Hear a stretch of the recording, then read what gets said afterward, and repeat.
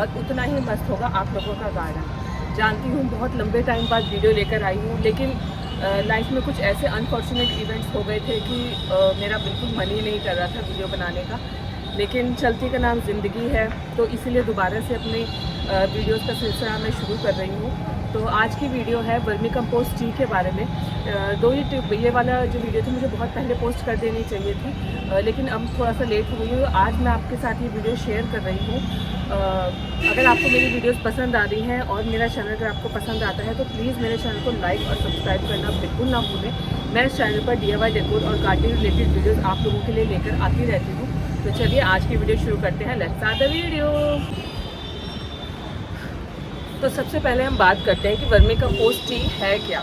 Vermi compost T हमारे plants को मिलने वाला एक न्यूट्रिशियस खाद है, आप लिक्विड फर्टिलाइज़र इसे कह सकते हैं, जो हमें अपने प्लांट्स में देनी चाहिए।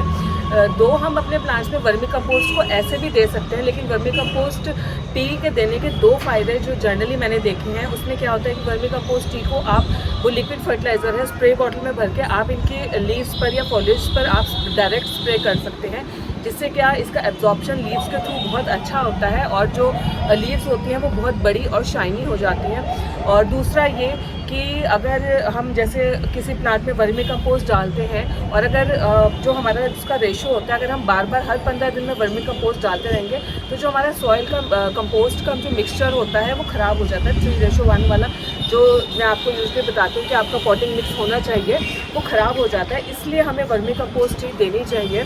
और एक और जो मुझे इसमें फ़ायदा लगता है वो ये लगता है कि जो लिक्विड फॉर्म में जब हम फर्टिलाइज़र्स को देते हैं ना, तो वो प्लांट को वो उसकी एब्जॉर्प्शन जो स्पीड होती है वो ज़्यादा हो जाती है, हमारा प्लांट जल्दी एब्जॉर्ब करता है और जो प्लांट की जो ग्रोथ होती है वो ज़्यादा अच्छे से होती है।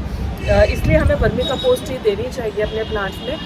और अगर एक और इसका फ़ायदा मैं वो बात बताऊं आपको, तो अगर जैसे हमारे पास प्लांट्स बहुत ज़्यादा हैं और वर्मी कंपोस्ट थोड़ी है, तो हम उसको लिक्विड फर्टिलाइज़र बनाकर हम प्लांट्स में दे सकते हैं।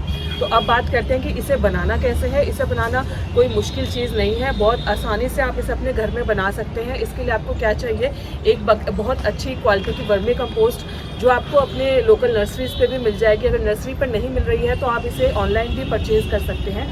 मेरे पास प्लांट्स ज़्यादा है इसलिए मैं बल्क में वर्मी कंपोस्ट खरीदती हूँ।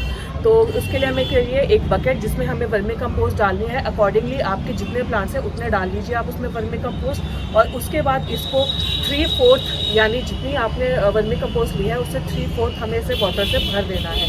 बहुत अच्छे से इसको पानी से भर दीजिए और उसको ढक्कन लगाकर किसी ऐसी जगह पर रख दीजिए सनलाइट से दूर, जहाँ पर थोड़ी कूल प्लेस है, जहाँ पर सनलाइट का या गर्मी का कोई ज़्यादा इफेक्ट नहीं आता, इस जगह पर आप इसको रख दीजिए। अब बात करते हैं कि इसको हम किस तरह यूज़ कर सकते हैं। वर्मी कंपोस्ट टी को यूजली हम दो तरीके से यूज़ कर सकते हैं। या तो आप इसको 24 आवर्स के बाद यूज़ कीजिए।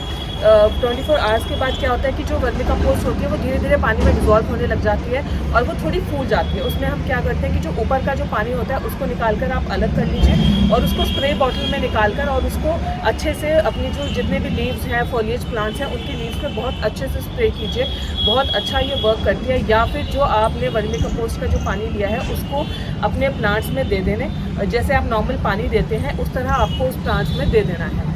या फिर दूसरी तरह हम इसको इस तरह यूज़ करते हैं कि इसको 7 to 10 डेज़ के लिए रख देते हैं। उससे क्या होता है कि उससे ये और ज़्यादा स्ट्रॉन्ग बनती है। वर्मी कंपोस्ट की जो टी होती है उसमें इसके जो वर्मी कंपोस्ट के कंपोनेंट्स होते हैं वो और ज़्यादा डिज़ोल्व होते हैं और पानी में घुलते जाते हैं, जिससे एक स्ट्रॉन्ग फर्टिलाइज़र बनकर हमारे पास रेडी होता है। उसमें हमें क्या करना है कि जो पानी हमें निकाल लेना है, वर्मी कंपोस्ट जो नीचे बैठ जाती है, सेडिमेंट हो जाती है, उसको छोड़ के बाकी जो पानी है उसे निकाल लीजिए और उसको 2 गुना पानी, मतलब एक जितना पानी है उससे एक और उतना ही रेशो में हमें पानी मिला लेना है और अपने प्लांट्स में तब तक देना है जब तक वो नीचे से पानी, उसके नीचे जो ड्रेनेज होल है वहाँ से पानी निकलना ना शुरू हो जाए, तब तक हमें इसे देना है।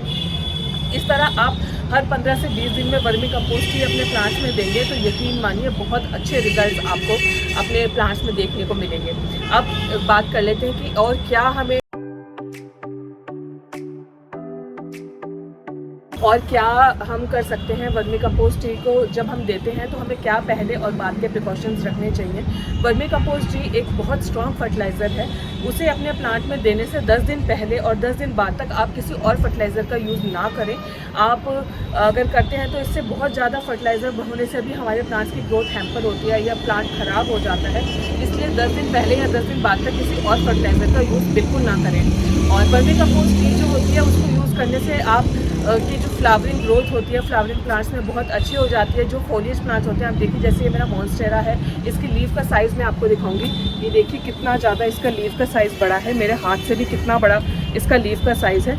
तो ये वर्मी कंपोस्ट का है और ये विंटर्स में तो ये बिल्कुल डोरमेंसी में चला जाता है, इसके सारे जो लीव्स हैं वो शेड हो जाते हैं। ये दोबारा ग्रोथ कर रहा है। मैंने इसे अभी 2 बार वर्मी कंपोस्ट दी है, जिसकी वजह से आप देख सकते हैं कितनी अच्छी इसमें ग्रोथ है। बाकी और भी जितने भी मेरे प्लांट्स हैं उन सब में मैं ज़्यादातर वर्मी कंपोस्ट टी का यूज़ करती हूँ और जिसकी वजह से प्लांट की ग्रोथ बहुत अच्छी होती है। तो ये थी मेरी आज की छोटी सी वीडियो जिसमें मैंने आपको बताया कि किस तरह आप वर्मी कंपोस्ट टी का यूज़ करके अपने प्लांट्स को फ्लरिश कर सकते हैं।